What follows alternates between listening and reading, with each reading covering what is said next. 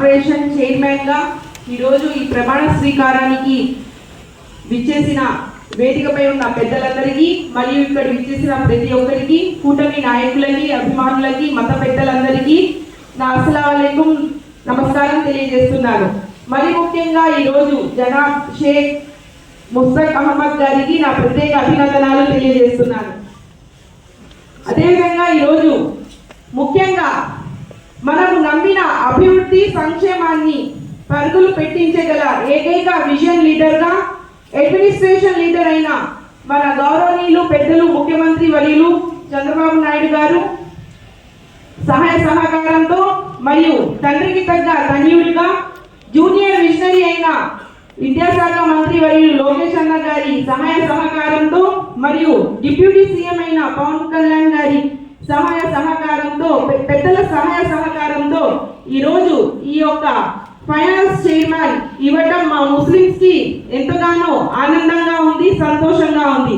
ఎలాగైతే మా ముస్లిమ్స్ అందరూ పార్టీకి వెన్నుదండుగా ఉండి ఈ యొక్క అఖండ మెజార్టీలో మా ముస్లిమ్స్ లను ఎంతగానో గెలిపించారని ప్రతి ఒక్కరూ అనుకొని, చంద్రబాబు నాయుడు కానివ్వండి, కూటమి ప్రభుత్వం కానివ్వండి అనుకొని మా ముస్లింకి ఎంతగానో ప్రాధాన్యత ఇచ్చి ఈ యొక్క ఫైనాన్స్ మినిస్టర్ని ఇవ్వటం మా ముస్లింలకి గౌరవంగా ఉందని, మా ముస్లింస్ అంటే ఎంత అభిమానమో ప్రేమో ఈ సందర్భంగా నేను తెలియజేస్తున్నాను. అదేవిధంగా ఈ మన ముస్తాక్ గారు ఎంతో శ్రమించారు, కష్టకాలంలో కూడా పార్టీని తోడుగా ఉన్నారు. అలాంటి మంచి మనసున్న నాయకుడు ముస్తాక్ అహ్మద్ గారిని పార్టీ కూడా గుర్తించి ఈ యొక్క ఉన్నత పదవిని అందించడం చాలా సంతోషంగా ఉంది. అలాగే ఇంకా ఉన్నత పదవులు అందించాలని నేను మనస్ఫూర్తిగా కోరుకుంటున్నాను. అదేవిధంగా మా ముస్లింలకి టీడీపీ ప్రభుత్వం అన్నా నారా హమారా టీడీపీ హమారా అని మా ముస్లింస్ గుండెల్లో ఎల్లప్పుడూ ఉంటుంది.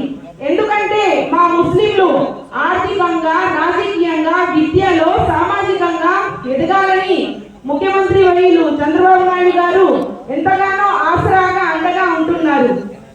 ఇందాక చెప్పినట్టు మొట్టమొదటిసారిగా నందమూరి తారక రామారావు గారు ఈ యొక్క ఫైనాన్స్ మినిస్టర్ ఇవ్వటం, ఫైనాన్స్ చైర్మన్ ఇవ్వటం కూడా చాలా సంతోషంగా ఉంది. ఎందుకంటే మా ముస్లింలు ఒక ఆటో డ్రైవర్ గా కానివ్వండి, కూలీలాగా కానీ ఉండకూడదు అని ఒక మంచి మనసుతో మా ముస్లింస్ లకు ఆసరాగా అండగా ఉండాలని ఇలాంటి చైర్మన్స్ కూడా ఇవ్వడం జరిగింది.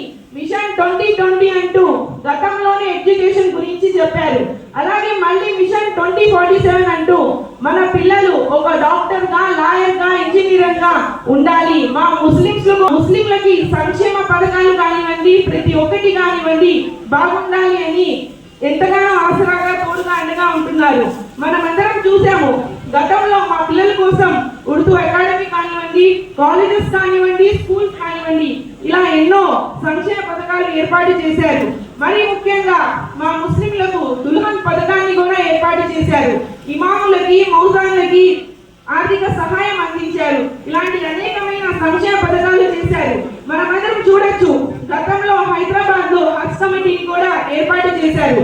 ఇప్పుడు కూడా విజయవాడలో హజ్ కమిటీని 10-15 లక్షల మందికి కూడా ఏర్పాటు చేశారు. 160 కోట్లతో ఆర్థిక సహాయం అందించారు. ఇలా ప్రతి ముస్లింలకి ఆసరాగా చూడొచ్చు. మహిళలను కూడా ఇందాక గౌరవనీయులు పెద్దలు షరీఫ్ గారు ప్రతి ఒక్కటి ఇటు ఎడ్యుకేషన్ లో కానివ్వండి, బిజినెస్ లో కానివ్వండి, ప్రతి ఒక్కటిలో దూసుకుపోతున్నారు. మాకు ఆర్థికంగా బాగుండాలి అని కుట్టి మిషన్స్ కానివ్వండి, స్కిల్ డెవలప్మెంట్స్ కానివ్వండి, ఇలాంటి ప్రతి ఒక్కటి కూడా మా ముస్లిం కి రిజర్వేషన్ కల్పించిన గొప్ప మనసున్న నాయకుడు మా చంద్రబాబు నాయుడు గారిని నేను ఈ సందర్భంగా తెలియజేస్తున్నాను. ఇందాక చెప్పినట్టు ఈ యొక్క